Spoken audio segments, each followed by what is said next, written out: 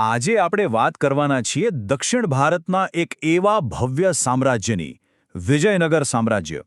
આ એક એવી સભ્યતા હતી જે પોતાની અપાર સંપત્તિ અને તાકાત માટે દુનિયાભરમાં જાણીતી હતી. તો ચાલો એની ભવ્યતાની એક ઝલક જોઈએ. એક એવા શહેરની કલ્પના કરો કે જેણે દુનિયાભરના પ્રવાસીઓને, વેપારીઓને, બધાને બસ મંત્રમુગ્ધ કરી દીધા હતા. એ હતું વિજયનગર, જેનો અર્થ જ થાય છે વિજયનું શહેર. અને સાચે જ એ પોતાની ભવ્યતામાં એકદમ અજોડ હતું. અને આ કોઈ વધારીને કહેવાતી વાત નથી. જો 15મી સદીમાં એક ફારસી પ્રવાસી આવેલા અબ્દુર રઝાક, એમણે શું લખ્યું હતું ખબર છે? એમણે લખ્યું, આંખની કિક્કીએ ક્યારે એના જેવું કોઈ સ્થાન જોયું નથી અને બુદ્ધિના કાને ક્યારે સાંભળ્યું નથી કે દુનિયામાં એના જેવું બીજું કંઈ પણ અસ્તિત્વમાં છે.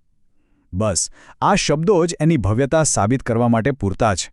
અને સાચે જ આ કોઈ કલ્પના નહોતી.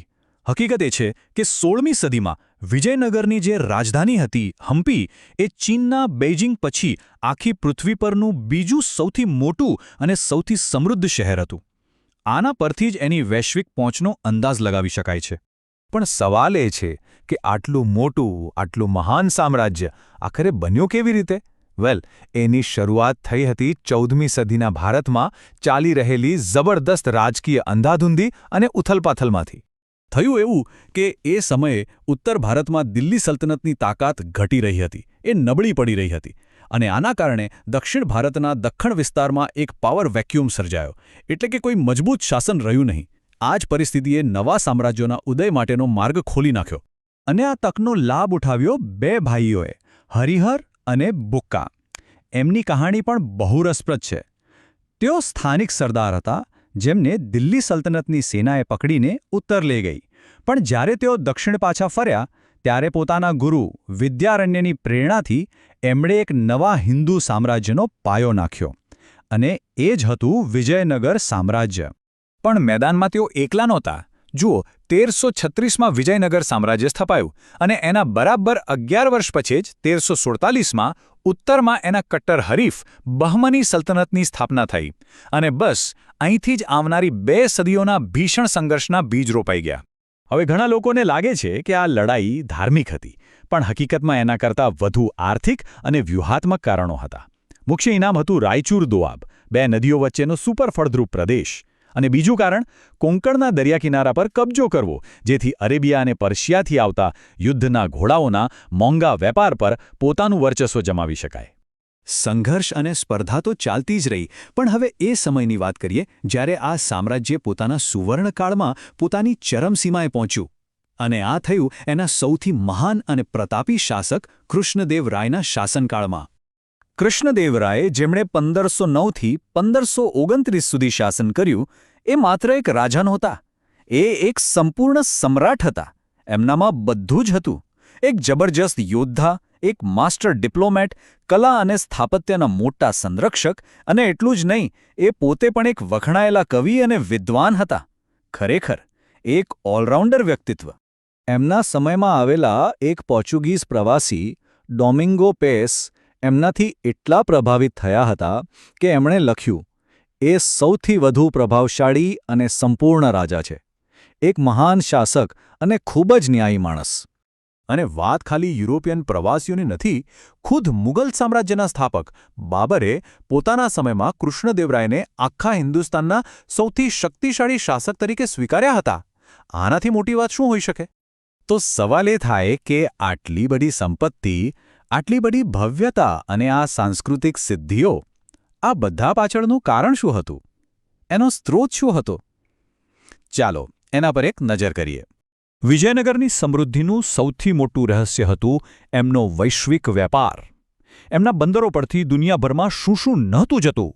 કાળા મરી, આદુ, તજ જેવા મસાલા, ઉત્તમ ગુણવત્તાનું સુતરાઉ કાપડ, કિંમતી હીરા મોતી અને પથ્થરો, અરે કસ્તુરી, પોર્સેલિન, આંબલીનું લાકડું, બધું જ.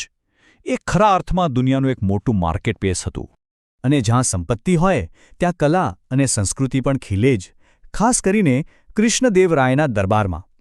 એમના દરબારમાં અષ્ટદિગ્ગજ હતા, એટલે કે તેલુગુ સાહિત્યના 8 મહાન કવિઓ, જાણે 8 દિગ્ગજ હાથી. આ 8 કવિઓએ સાથે મળીને તેલુગુ સાહિત્યના સુવર્ણ યુગનું નિર્માણ કર્યું હતું. એમની સ્થાપત્ય કલા તો બસ અદ્ભુત હતી. જેમ કે 1000 રામ મંદિર, જેની દિવાલો પર આખી રામાયણની કથા જટિલ કોતરણીથી કંડારાયેલી છે, અને વિઠ્ઠલ મંદિર, જે એના પથ્થરમાંથી બનેલા રથ અને એના મ્યુઝિકલ પિલર્સ એટલે કે સંગીતમય સ્તંભો માટે આખી દુનિયામાં ફેમસ છે. આ બધું એમની કલાકારી અને એન્જિનિયરિંગનો કેવો ઉત્તમ નમૂનો છે.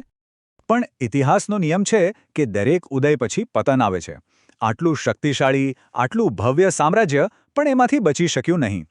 હવે આપણે એની કહાણીના એ દુઃખદ વળાંક પર જઈશું, જ્યાં એક મોટી રાજકીય ભૂલને કારણે એનું નાટકીય અને અત્યંત ઝડપી પતન થયું. આ પતનની શરૂઆત કરી સામ્રાજ્યના તત્કાલીન શાસક રામરાયે. એમણે એક બહુ જ ખતરનાક રમત રમવાનું નક્કી કર્યું. એમણે ભાગલા પાડો અને રાજકરોની નીતિ અપનાવી અને દક્કણના જે અલગ અલગ સુલતાનો હતા એમને એકબીજાની સામે ભડકાવવાનું અને લડાવવાનું શરૂ કર્યું. પણ આ સુલતાનો મૂર્ખ નહોતા. એમને બહુ જ જલ્દી સમજાઈ ગયું કે તેઓ ભલે અંદરોઅંદર લડે, પણ એમનો અસલી અને સહિયારો દુશ્મન તો એક જ છે, રામરાયનો. આ દાવ હવે એમના પર જ ભારે પડવાનો હતો. અને પછી જે થયું એ ઇતિહાસમાં ભાગ્યે જ જોવા મળે છે. જેઓ કાયમ એકબીજાના દુશ્મન હતા, એવી 4 મોટી સલ્તનતો અહમદનગર, બીજાપુર, ગોલકોંડા અને બીદર એક થઈ ગઈ.